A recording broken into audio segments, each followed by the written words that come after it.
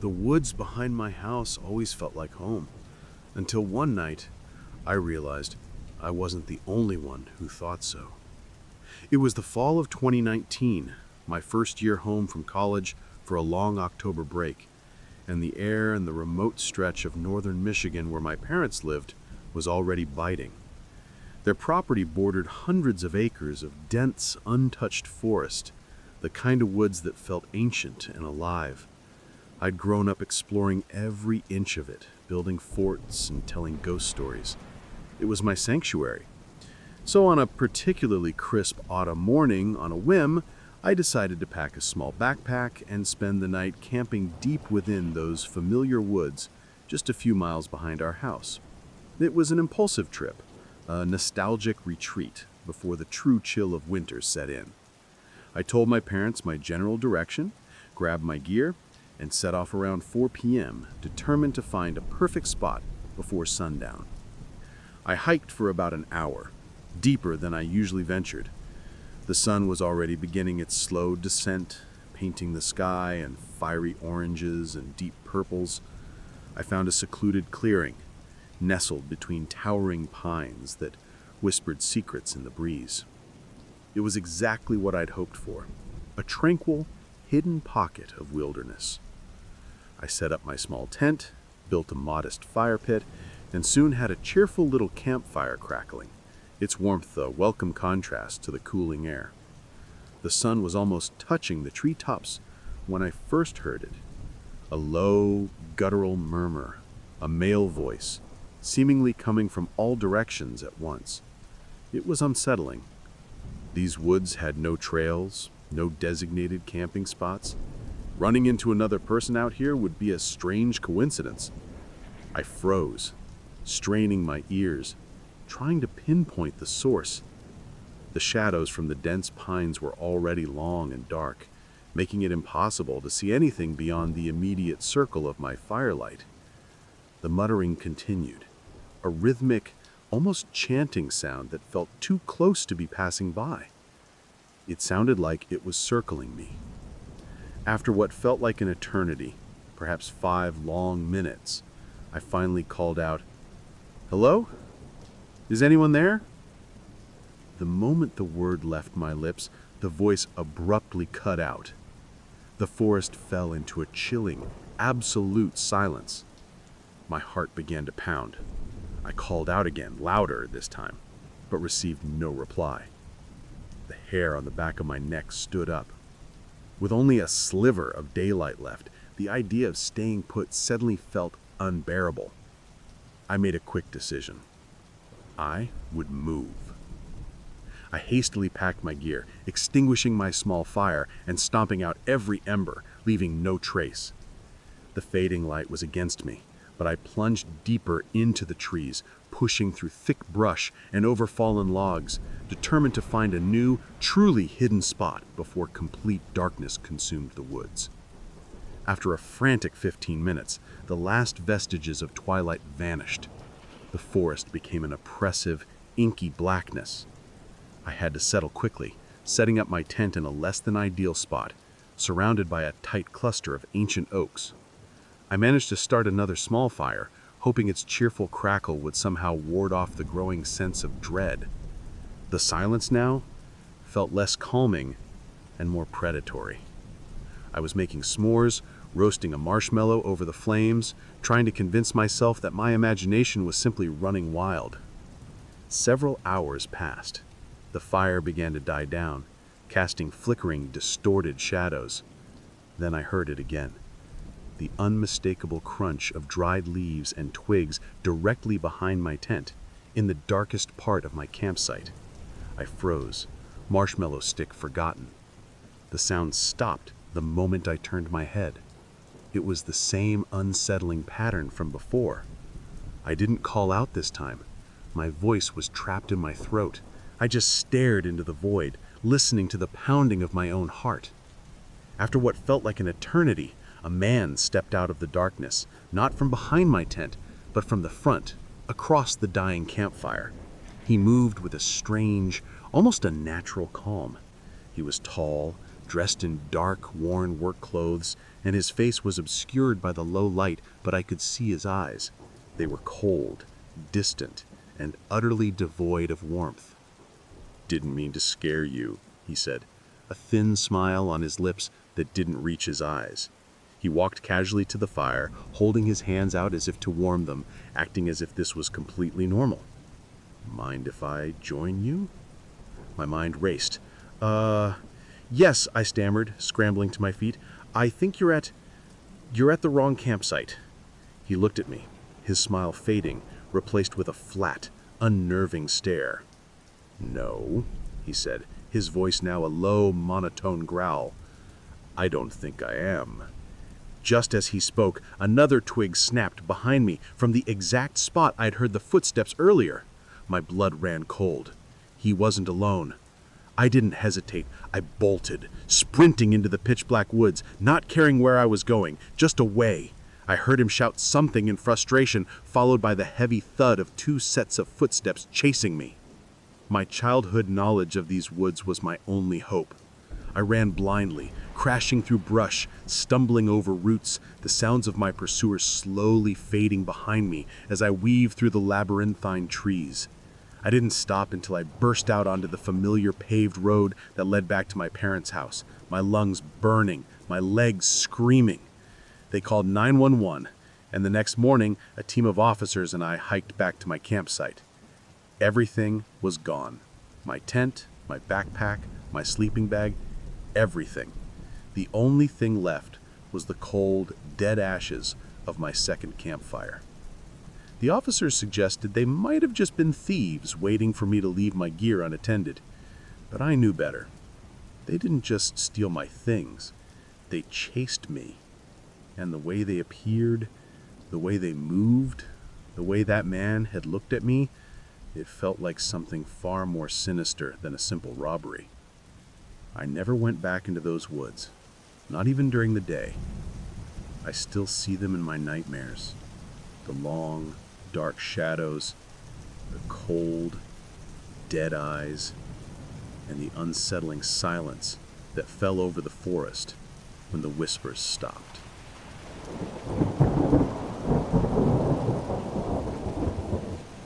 The old cabin in the woods was my only shelter from the storm, but I soon realized the storm wasn't the only thing trying to get me. I'm a landscape photographer, and last October I was deep in the Appalachian Mountains of North Carolina, chasing the last of the autumn colors. The weather forecast had promised a clear, cold weekend, perfect for hiking. The forecast was wrong. On my first day out, miles from any trailhead, the temperature plummeted, and a sudden, violent snow squall swept through the mountains. I was caught completely off guard. Visibility dropped to near zero, and the trail vanished under a blanket of white. I was in serious trouble. My only hope was a small, abandoned Forest Service cabin that I remembered seeing on an old topographical map. It was a gamble, but it was my only one. After an hour of battling the wind and snow, I stumbled upon it, a small, dark shape against the swirling white. It was a simple one-room log cabin, ancient and weathered. The door was unlocked.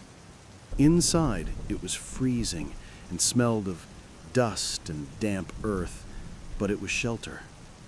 I managed to get a fire going in the stone fireplace, and as the warmth slowly seeped back into my numb fingers, a profound sense of relief washed over me. I had survived. I spent the next hour drying my gear and watching the blizzard rage outside the small, grimy window, feeling like the last man on earth. Around 9 p.m., the storm was still howling when a loud bang on the cabin door made me jump out of my skin. I froze, my heart hammering. I thought it was just the wind, but then it came again, 3 heavy, deliberate knocks. I cautiously approached the door and peered through a crack in the old wood. A large, bearded man in a heavy flannel jacket stood outside, his shoulders covered in snow. "Hello in there," he boomed, his voice barely audible over the wind. "Got a lost hunter out here, hoping for a bit of mercy from the storm." My relief was so immense I didn't even hesitate. I unlatched the door and let him in. He introduced himself as Silas, a local hunter who'd been caught in the storm just like me. He was charismatic, with a booming laugh that filled the small cabin. But as he settled by the fire, a cold, creeping dread began to replace my relief. He didn't have a rifle. He didn't have a backpack. The only piece of gear he had was a large, worn hunting knife sheathed on his belt. And as he took his boots off by the fire, I noticed they were almost completely dry. He hadn't been trudging through the snow for hours. He had been somewhere close by, waiting. He talked for hours, telling stories of the woods, of people who got lost and were never found. He spoke of the forest as if it were a living entity, a predator that claimed those who weren't careful. "This place has a way of keeping what it finds," he said, his eyes glinting in the firelight. I told him I was planning to sleep, and he just grinned. "Good idea. We'll need our energy for tomorrow." I zipped myself into my sleeping bag, but I didn't close my eyes. I watched him through a tiny slit. After a few minutes of silence, he got up. He moved silently to my backpack and began to rifle through it. I saw him pull out my car keys, look at them for a moment, and then slip them into his own pocket. Then he walked to the cabin door and slid a heavy iron bolt across it, a lock I hadn't even noticed before. We were locked in, together. Terror gave way to a cold, clear focus. I knew I had one chance. I waited until he turned his back to poke the fire. In one fluid motion, I lunged for the heavy iron poker next to the fireplace, swung it with all my might against the small window, shattering the glass, and then threw myself out into the raging blizzard without a second thought.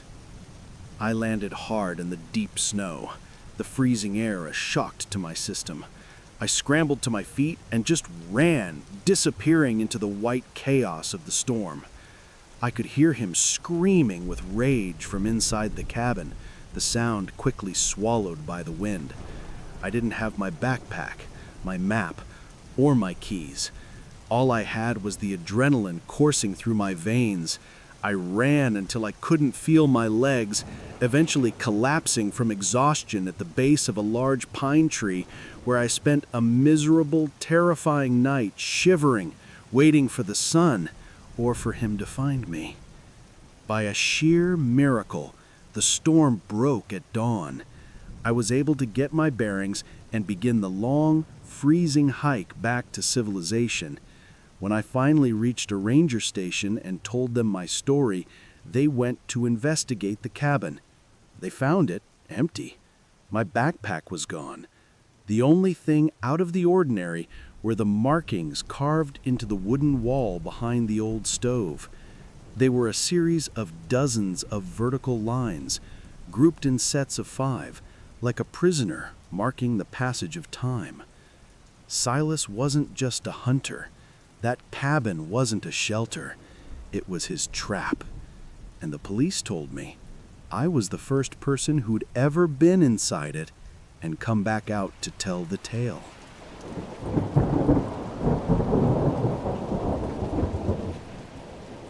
On a 1,000-mile road trip through the empty desert, I learned a terrifying lesson.